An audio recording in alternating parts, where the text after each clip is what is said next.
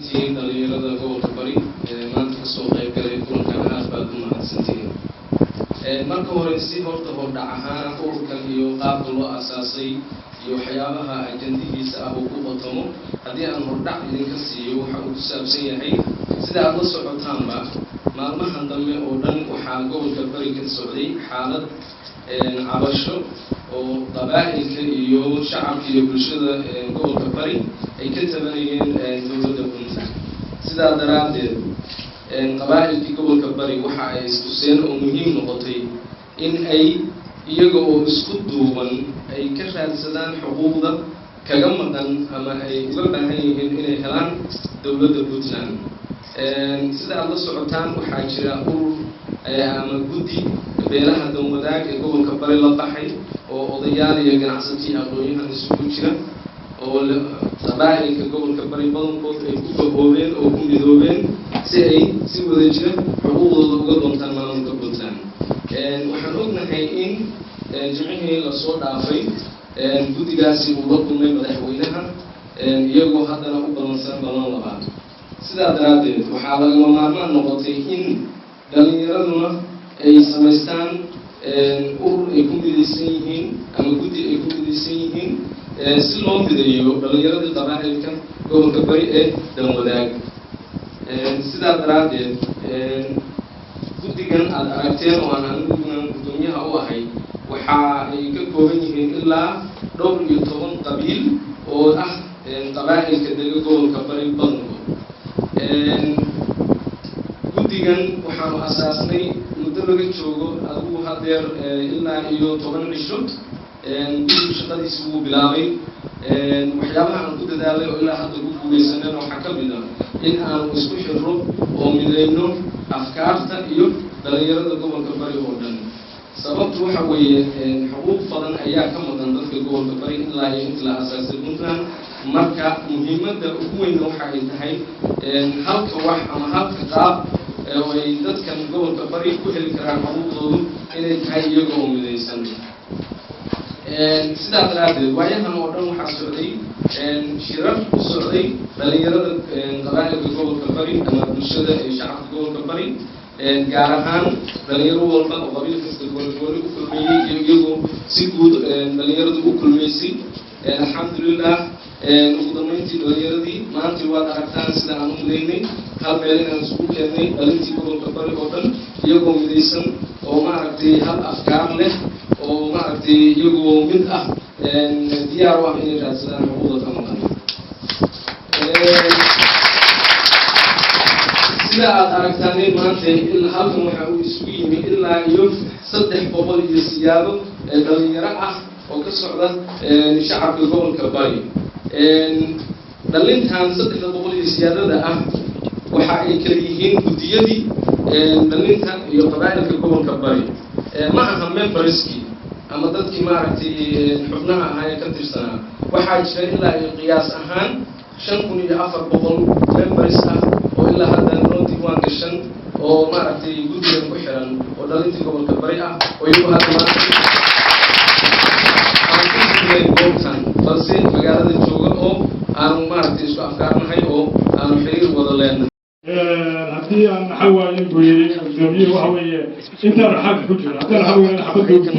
wajina hormana aad u naasiya guddoomiyahu waa soo dhawaanaya waqtigu waa kooban yahay. hal video baa la qaadayaa bugjariska ina ka yareeya guddiga sare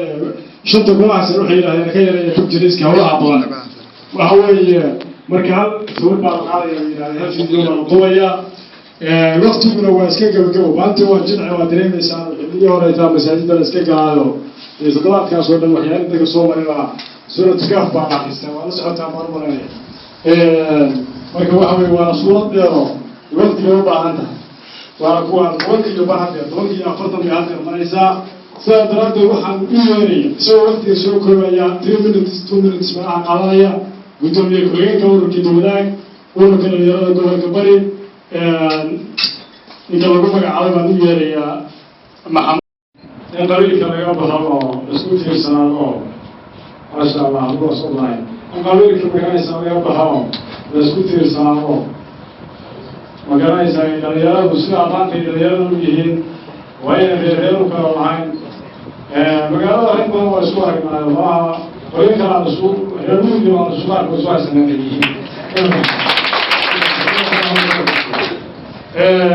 كل كباري كل واحد بدو كباري ما رأيك بدو وهذا يصير في كل عماله على آخر سطح ما تنكح اللي ما نمشي كم حلاك كنا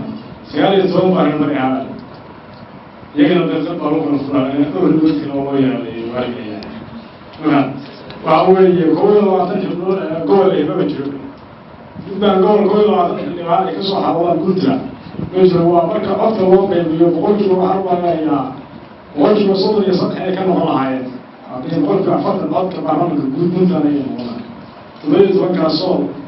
يا بيرنو إنه بقعمك وين بقعنا سايل بأخويه يوم لو حبيش روك أنا عطك بقعنا سايل ليش الحسية فأنا يا حبيبكم بالله بدي والحبيب بدي بيسال ولا يا بدي تيمران وعثمان محمد يوسف عثمان محمد يوسف يا نويا أعوذ بالله من الشيطان الرجيم بسم الله الرحمن الرحيم السلام عليكم ورحمة الله تعالى وبركاته لما أمرت شرف الرياضة قيبية لكذا قبلها أوركا وذلك سلام السلام يا السلام عليكم ورحمة الله تعالى وبركاته وطيب الله وما هذا السكالة انتهي الناس وماشي كفرنا دلالة الرياضة قوة كبارية هذا الذي waxyaabaha xamaasadda geliyo oo qiilada geliyo maanta waxa ka mid ah maamulka qayb ka mid ah waxay ahayn oday bari lahaa ma jiro oday bari lahaa waa jiraa taas oo dhan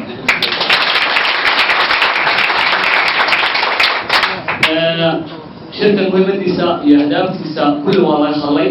dhalinyarada iga horreysay iyo aqoon-yahankii iyo guddigii baa ka wada hadlay in badan baa la gorfeynayay waxyaabaha aan u istaagnana waxaa ka mid ah in inteena ka mid ah waddan gaara wataa ma jiro danta loo istaagay waa danta gobolka bari reer dad badan oo gobolka bari ku nool ilaa iyo intii lasoo qaxay oo hadda degan waxay u haystaan gobolka bari inay degan lahayn gobolka bari waa laleeyahay sida gobolka mudug cid u leedahay gobolka dhugaal cid u leedahay sarkaal cid u leedahay gobolka yaacin iyo meelahaasi loo kala leeyahay sanaag baa gobolka bari loo kala leeyahay oodu sida isu xigta isu socdaa annagaa tigna annagaa reer bariya dadkaasoo dhan waxay kasoo jeedaan gobolka bari annagu cidna ma colaadinayno waxaan caan ku nahay soo dhaweynta iyo qadarinta dadka waxyaabaha kaleetooda ku qadariya waxaa ka mid a dhibaatooyinka dhacay oo ka dhacay soomaaliya waa la socotan ee ugu horreysay yeman dhibaato badan baa ka dhacday dad badan baa noo soo qaxay dadka soo dhaweeyey oo lacagtoodii iyo hantidoodii iyo waqtigoodii iyadoo xagaa tahay oo ciyaalka iyo dumarka magaalada ka maqan yahay hoteela dejiyey gobolka bari bay ahay reer bari bay ahay waliba reer moosan haddii ay dowladda puntland ay xaqinayn dalka iyo dadka puntland oo runta ugu muhiimsan waa gobolka bari dhaqaalaha ugu muhiimsan meesha ka soo baxa waa gobolka bari madaxda iyo maamulka puntland waxaan usoo jeedinayaa cabdulla cali gaashalay markuu murashax ahaa gobolada puntland oo dhan uu maray gobolka gaalkacyo wuxuu yidhi puntland waa cabursan tahay waxba kama jiraan saxaafadi ma hadli karto dadku waa la jujuuban yahay annaga hadda waxaan leenahay cabdulli waa la nacbiyey shalay aqoon-yahan baan u haysanay oo u sacatubaynay maalintii la doortay madaxweynaha cabdulla cali gaas oo la doortay halka cad uu ka helay boosaaso wixii ka dhacay waa ogeydeen dadku waa la wada kacay waa la wada diidaysnaa qabiil looma dooran mucaaradnimo faroole iyo dadka tartamaya lagu kacsan yahay lama dooran waxaa lagu doortay aqoontiisa iyo kartidiisa iyo ballanqaadku galay waxyaabaha ugu muhiimsan waxaa ka mid ah qofku hadduu wax balan qaado inuu fuliyo shalay cabdiraxmaan baa idaacadkaa loo dheelay munaafaq ka sifayn karnaa bahalki muxuu ahaa xasan laakiin anagu ma dhahayno madaxweyneheena waxaas nagamana qabato sidii uu shalay nooga balanta qaaday oo cadaalad ahayd puntland saanteeda waxaa ka mid ah cadaalad iyo sinaan madaxweyne waxaan codsanaynaa cadaalad waxaan codsanaynaa sinaan waxaan codsanaynaa wixii dhalinyarada gobolka bari xaq waleed inay hesho sidii gobolka mudug dhalinyarada xaq walaaweyne waxyaabaha annaga aan ka gulayno waxaa ka mid ah xarumaheeni dhaqaalaha ugu muhiimsanaa waa la haystaa resourcigeeni calool baan ku jirnaa anagu waxaan rabnaa caloosha ku jirna inaan ka baxno madaxweyne waxaan rabnaa oo ugu muhiimsan aan ka hadalno hadda taagan aeroboort baa la dhisay aeroboortka la dhisay lagama dhisin garowge gaalkacyo lagama dhisan boosaasa laga dhisay xaq waxa u leh shaqaalaha ugu muhiimsan boqolkiiba 70 inay helaan dhalinyarada gobolka bari madaxweyne haddaan xisaabtanno oo aan macnaha adiga aan kula xisaabtano anagu dambi maanan gelin wixii xaq u lahayn baan dooranayna adiguna wixii xaq u lahayn maanan ka helaa anagu xaq waxaan u leedahay madaxweynaheena tahay inaan ku soo dhaweyno inaan ku taageerno meel soo garab taagno waa arkii shalay wadda boos ka soo dhigaysa reer boos oo dhan oo kusoo tacto meel كل ما وصل إلهي بوجا مركب مشكلة ما تيجي يقول كذا سلوس دوي ده أنا أنا وش أنا حق له يعني يلم تيابا كلامنا وجدارنا هذا كمان كلامنا هذا كمان بيسديني تسي غير الورقاتي حكومة مثلاً حوش الجنة يمثلون كم يدون غير قاضي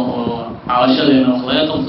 برلمان كان سجلنا أيها الرسول ما دام يقف فيه إن حرية الشرع الجديد إن النظام كشرعي لله إن أنا قدر بيجنا وضحي ولا تقاضي دولة الصومالية أيضاً باقة وكمل يباش عالمها هذه عشان إنه خلينا مويه دوشي دولة عالم كشعب بعد عندنا وما تنسى. سلامي دنيا ودنيا بخير أبناء كل يوم سلامي وحنو مرينا واحد سكان كان كل كان باهي ولا جلته كل من سوسيو تريبي اللي هذا واحد كان سوق يعني كتاوي في الدريم يا حقوق سوق لها ويروح حقوق ويتم قراءاتك تذكر عبش الكوبيان مرة ولا عبش الوحدة كوبي التأثير حدود ومظاهرات له ومظاهرات أمنية ونبذ له وليسوا صوبحه وحلي سويتيو إذا عضها يتيسير لما جهره إنهم رتسيبوا إنه والله بحكي بين والمحل إنه كوريل إنه خنا تنبين دلوي مركز حكتم مدحوينها وحن لا يهي مثلا مدحوينها هدي عيد عبورين يحوك وحلقة قاضية أمروها يعني أمروه مين كرم معمر الغدافي بالليبي وكويسان أفضل يا الله سنو مدحوينها وحسوا على مستعلي بقرة أفريقيا إنه يهي وادا في بقرة عربتي إنه يهي آخر كينا بيش ومري يسيدوا وجود المين كل يوم وقرنين markii kacdoonku Liibiya ka bilowday kelmadii uu yiri kulliga waahayna waxa ka mid ahaa idinku adoon baa tihiin ma adoon baa aniga iga hor imaan kada oo xilli u qabsan kara waxaan taa ula soo jeedaa ku soo wadaa gudana madaxweyne shacabka reer Baarlamaanka way kacsan yihiin wayna soo jeedaan waxa marxaati kaaga ah dhalinyaradan isla gudoomiyuu sheegay intooda badan 1997 ka dambeeyay shay 17 jira ku barbaaday Puntland oo jirta إلى أيمان هل كان السوي مادين والدريم يا مليون وقصة بحنج معها وهذا نستاهل كل السوايين حقوق كما قال أي دريم يا عبرون أي دريم وحكوا له شيء يا هل كان هذا أي مفهوم كيفية إذا علىها بدون كل ما إيمان كلام عبرون دريم عالم موافقة قد فكر كيس سنة ولا وقصة إيمان كلام وودي كلام وشاكين كلام إذا علىها كيفية وليه قوة قال كأنه كان له حقوق ليه بدل ما ذهب إلى حقوق الرجالية هنا تقوين الصوماليين dadka Soomaaliya maanta ugu aqoonta badan ugu jiriyo aad ka soo shaqaysay jaamacadaha adduunka ugu sarreeya oo professor ka soo noqotay sida daraadeed inuu dadku xor yihiin hadalkooda ay xor yihiin hadalkooda ay xor yihiin mudaharaadkooda iyo soo bandhigida afkaartooda ay xor yihiin adiga loogu xoogaansan oo nooga aqoonay shida gobolka bari waxaan kula dardaarmayaa waliba dhalinyarada oo kula talinaya odayaasha waa la furfuri karaa siyaasiguna dangaar uu leeyahay sida aad magaca ku maqleyseen ururkan damwadaag ha ahaado urur midaysan oo gobolka bari qabanayso dhan ay ku midaysan yihiin laakiin kulligii waxaan idin sheegayaa ma aha urur siyaasi dabada ka riixayo ama dan siyaasi leeyahay lagu fulinayo waa urur dhalinyaro iyagu isxil qaantay oo midaysan oo si wada jira wax u raadinaysa oo iyagu isu tagay oo volunteer ku shaqaynaya aan cid lacag siinayn ay ku midaysan yihiin oo isugu yimaadeen waxaan tiifiyada idaacadaha ka maqlay Facebook ku arkay in la leeyahay damul jilid baa lacag bixinayso fangareynaysa annagu taa bari baan ka nahay waxaan u doodaynaa xuquuqdii gobolka bari oo maqnayd waxaanu diyaar u nahay wax kale haddaan weyno aan ku shaqayno guryahayaga iyo buucadahayaga boosaasabiyaal inaan ku xaraashno si loo ilaaho mudana madaxweyne weliba anigu codsi baan raacinaya waxaan kaa codsanaynaa shacabkaan fadhiyo aada u jeedo kuwa ka dambeeyo dhalinyarada iyo waayeelka iyo odayaasha iyo duqeytida iyo dumarka dhammaantood ay hal ujeedo leeyihiin hal meel la u midaysan yihiin cabashadoodu intaysan nooc kale isu bedelin oo qaab kala yeelan inaad si degdeg wax uga qabato waxaan aada ugu rajo weynahay haddii aynu gelino meediyaha inuu arki doono madaxweyne iyadoon cid uga sheekayn waxaan ogahay oo aan la socdaa in madaxweynaha iyo dadka bari loo kala sheekeeyo فالنقطين بورا راح عروضه ولا وش كيا لكن اسمع كان وقت يوير أوديس waxaan ku soo koobayaa dhalinyaro hawshan waynu bilownay tareenkana waynu wada saaranahay haddii mid ka mid ah doontaasi uu khalkhal geliyo ama uu ka baxaan doonta biyaha la degayo biyaha badda la wada degaysa dhammaanteen waxayna ka go'an inaynu raadino xuquuqda gobolka bari oo midaysan ilaa aynu ka gaarayno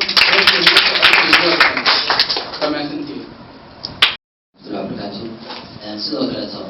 waxaan ku faraxsanahay runtii inaan maanta ka hor hadlo dhalinyarada gobolka bari wadaag midaysan oo ka hadlaya xuquuqda ka maqan gobolka bari guud ahaan runtii barnaamijkaas maanta aad bay farxgelinayaan waxaan ku faraxsanahay mar labaad iyo saddexaad inaan ka hadlo barnaamijkan oo dadka gobolka bari degan aan la wadaago xogkooda saliimka iyagoo aan ciidan mucaarad ku ahayn wax xafigaada ah iyo wax dhibaato ah kulmayn aan ka hadlayn laakiin ka hadlaya aayaha gobolka bari iyo xuquuqda gobolka bari uu leeyahay ee maqan sidoo kale waxaan aad bilaan usoo jeedinayaa dadka waqtigooda qaaliga aan horay ee ka soo qaybgalay miitinka looga hadlayo kastashiga aayaha gobolka bari ee dhalinyarada wadaag sida aan la socono gobolka aan ku noolahay oo gobol aad u ballaaran wuxuu leeyahay resource badan khayraad badan baa ku jira khayraadka badan meelaha ka faa'iidaysana wixii kale ka faa'iidaysana gobolka bari xuquuqdiisa intee ka haysanaa intees ka maqan gobolku xuquuqda u lahaa boqolkiiba intee loo helaa boqolkiiba intees ka maqan waxaan marnay gobolka bari waa gobol ballaaran wax ku nool dhammaan ummado kala duwan markii gaaray burburkii soomaaliya waxay noqotay boosaaso hooyada dadkii soo barakacay qaxaysa dhibaatadii saamaysay cid kasta oo timaadana gobolka bari way ku barwaaqooday wax caqabada iyo wax dhibaato aan kalama kulmin ilaa inay barwaaqa kala kulmaan inay ku shaqaystaan inay ku guursan carruur ku dhalaan way jirtaa oo dadka gobolka bari degan shacab wanaagsan oo dulqaadkiisu aad u badan yahay weyse aan la wada socon oo ognahay wax yar baa kolba isu keen keena caqabadaha oo kolba bulshada gobolka bari degani ay aragtay sidaa la socdaan haddana waxaan ku dhinaa dhammaan qaybaha kala duwan ee degan qabaylada degan gobolka bari sidoo kaleetona cabashada iyo dhibaatada iyo barbareynka jirta waa kala taaban karo runtii waxna laga laaban karo maaha waxaan ku faraxsanahay community gobolka bari inuu si fiican u fahmay xuquuqda kaga maqan xukuumadda uu hogaaminayo mudane cabdulweli maxamed algaar sidaa la socotaan waxaa soo abuurmay barnaamij ah xuquuq raadinta talinta gobolka bari ee wadaag waxay jirta odayaal guddiya inay u tageen madaxweynaha madaxweynuhu sameeyey ballanqaad ballaaran ballanqaadka ballaaran uu sameeyeen uu yidhi safar baa ugu jira waa bixi doonaa laakiin markaan soo laabto iyadoo qoraal dukumentii aan isugu imaadno boqolkiiba 9 waxaan ka bedeli doonaa madaxweynaha puntland cabdulweli maxamed algaas waxaa laga fadhiyaa ballanqaadka uu sameeyey community gobolka bari ee bulshada gobolka bari inuu wax ka bedelo sidaa la socotaan gobolkan xuquuqda badan baa ka maqan waxyaalaha dhibaato jirta wax kamid ah waxyaalaha asaasiga ah waxbarashada caafimaadka biyaha deegaanka wadooyinka bilicda wax badan baa ka maqan cidda soo celin karta ama cidda keeni kartana bulshada gobolka waa inaga runtii inaan isku duubnaano afkaartana midayno xuquuqda gobolka bari ka maqan sida aan ku raadin karno oo xal ah oo wanaag aan ku raadino guddoomiyihii wuu sheegay wixii dhammaan tabasha ah oo xuquuqda gobolka bari ka maqan haddii ahaan lahayd saraakiisha haddii ahaan lahayd taliyayaasha haddii ahaan lahayd xeeraalinta haddii ahaan lahayd shaqooyinka hoose ofisida ama xafiisyada dowladda ay leedahay dhammaan dadkii gobolka joogay xaqa u lahaa gidaaraday joogaan waana baahan yihiin ama dadka abgaashada qarashka maskaxda fikirkay ku bixiyeen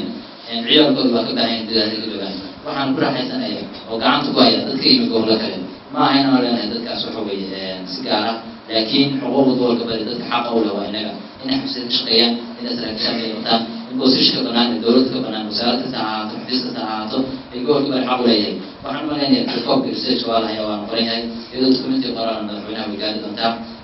waxaan boorinayaa in la midoobo afkaartan ay tahay mid aan laba laga dhigin innagoo xalkeena inaga maqan ku raadinayna si wanaagsan ama sida ugu quruxda badan lagu raadinaya laakiin haddii ay dhaafto madaxweynuhu wuxuu ballan qaaday ama laga waayo ballanqaadkaas ama bulshada isu timi kor waxaa kala loo gudbi doonaa laakiin waxaan ka gudsugaynaa ilaa hadda madaxweynaha ballanqaadkii waxaa markuu soo laabto insha allah maxamed shir soo degay maanta waa joogaa dabcan waxaan rajaynaynaa next week insha allah hadii la raadka noqdo madaxweynuhu ka marmaliyo wax la taaban karo bulshada gobolka kala degan ee ku qancaan uu taabto hadii uu taabo waayo laakiin talada iyo fikirkeeda leedahay waxaan codsanahay waqti weydiin wax badan waa ka hadlaa laakiin waqtigiisiiyo wax leedahay 2 daqiiqo wax ka beeyay baa iga dhacay madaxweynaha maxamed nafriinta iyo dadka bulshada gobolka bari sidoo uu qancin lahaa xuquuqda maqan u raadin lahaa waxay xaq u leeyihiin biska uu saari lahaa odayaashii balansanaya oo tiri doonaan dhalinyartan odayaashii jawaabta iyo fikrada madaxweynaha kala soo kulmo waa la kulmi doontaa shirkan shirka balaaran baa jiri doona la isku imaan doono intaa waa laga badan doonaa maanta jimci ahayd bulshada gobolka baran intaan kale kuma koobna way ka badan tahay caqabadaha iyo waxyaalaha jirana waxaan sheegay gudoomiyaha waqtiga oo awoodis waxaan kusoo koobaya intaa laakiin waxaan xoojinayaa in la isku duubnaado oo community gobolka bari uu xuquuqda ka maqan iyo sidii u raadsan lahaa oo silmi ah uu markas ka shaqeeyo iyadaan dhibaato iyo barbarin iyo foodo iyo kacdoon aan loo marayn lagu raadiyo sida ugu wanaagsan xalaha loogu keeni karo ilaa intaan ka helayno waxa aan xaq u leenahay gobolka bari aan ka nahay intaas waan soo koobaya marwada ugu celcelinaya oo ma celcelinaya marwada si kasoo qaybgal waqtigooda qaaliga noo horeen inaan kala shaqayn doonaan ina waa rajeynaa insha allah dhammaantiin waana mahadsantiin asalaamu calaykum waraxmatullahi wabarakaatu guddiga kulligii waan islaamay waxaan ugu salaamay islaamta salaamu calaykum assalaamu calaykum waraxmatullahi wabarakaatu hadda waxaan ka hadlayna waxa weeye haddii aan anagu dhalinyarada dulkaan aan dulmanahay xuquuqdan ma haysto dabcan qofka bini aadamka anagu xuquuqdiisa loo fasho wanaagsan oo loo gaaro ayaa waxaan waxay u baahan dadku inta waxay marayaan yani xitaa dowladooda nabiyi madiidmay anagu xuquuqdii ma tahay maaha cimado badan laga hadlaya wax kamid ah lama waa dhulsana qof soo jeeda inuu macruus aniga nacabadkiinas ay keenahay waa muddada keliga ka dad badan baa waxay dhaheen madaxweynaha waxaa laynaa saan dabcan madaxweyne hadda kala u doow madaxweyne madhow waxaan hadda taa madaxweyne ku sheegnaa ma garamayno waxaa loo baahan madaxweyne madhow madaxweynaha waxaa leeyahay dowladaha banaan baa waxaysaa maan ka gudub